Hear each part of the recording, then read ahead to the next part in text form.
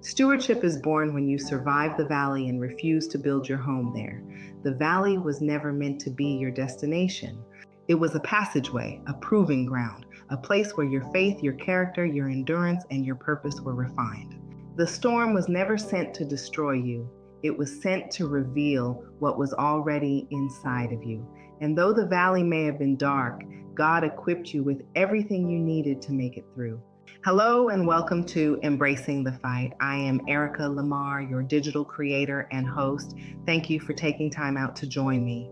We are now in season 4, and there have been so many powerful stories told on this platform, but I would truly love to hear yours. If you have a testimony, a story of survival, healing, restoration, or triumph that you would like to share, type the word guest in the comments or send an email. Also, please take a moment to like, comment, and share Embracing the Fight.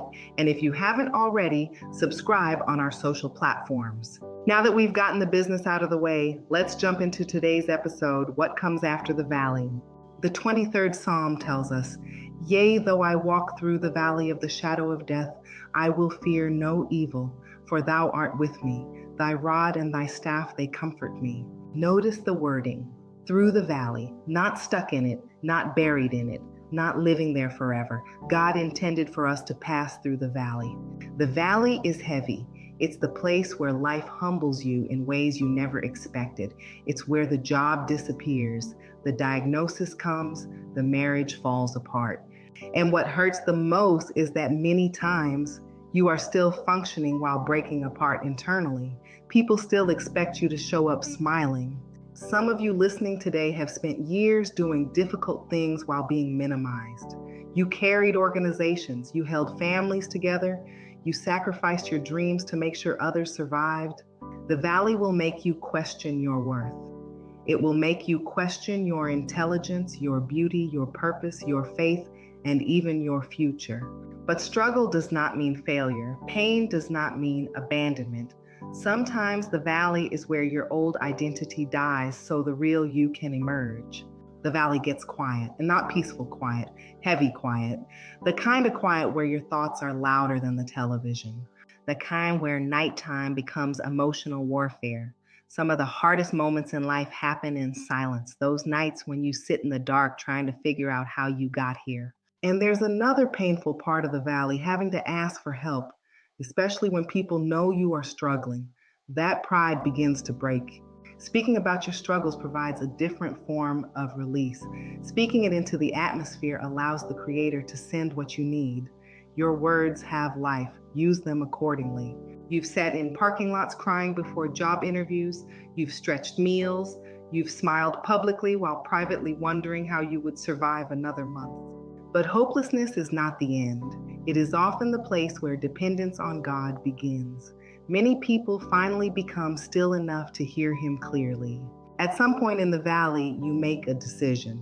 You either surrender to despair or you fight differently. And fighting differently does not always look glamorous. Sometimes fighting looks like praying through tears.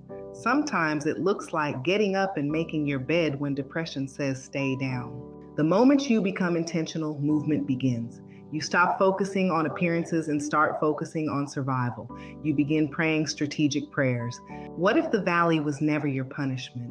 What if it was your preparation? The valley forces you to develop skills you ignored when life was comfortable. Start the podcast, write the book, launch the business. The valley removes distractions and exposes gifts. You stop chasing validation because survival teaches you authenticity. And somewhere in the process, you begin to understand, I am not broken, I am being rebuilt. God often develops endurance before elevation. Then one day, something shifts. Not overnight, not magically, but gradually. You realize you're moving differently, thinking differently, responding differently. The things that once controlled you begin losing power. Fear weakens, desperation weakens. And while you were quietly surviving, God was quietly sending help. As you move out of the valley, you begin building again, building confidence, building peace. and suddenly you realize I survived things I once thought would destroy me. Peace feels unfamiliar at first, because when you've lived in survival mode for years, calm can feel suspicious, but eventually you realize this is what healing feels like. You begin prospering emotionally, mentally, spiritually. You finally have margin, breathing room, rest. The blessings exceed what you lost inside the valley. The valley taught you that God was not absent. He was guiding you through. Now comes stewardship, and stewardship is serious. Once you've been delivered from chaos, you must learn not to recreate it. Stewardship means protecting your peace. Access to you is a privilege, not an entitlement. Finally, teach others. Do not keep your testimony hidden. Your story may become the blueprint that helps them survive. You are called to become that for someone else. Not everybody can give money, but everybody can give hope. Everybody can give encouragement. The valley gave you wisdom that cannot be taught in books. If you are currently in the valley, hear me clearly. You are not forgotten. You are not finished. You are moving through. The valley is not your permanent address. Thank you for joining me for this episode of Embracing the Fight. Even in the valley, you were never walking alone. And as always, I want you to have an absolutely amazing day.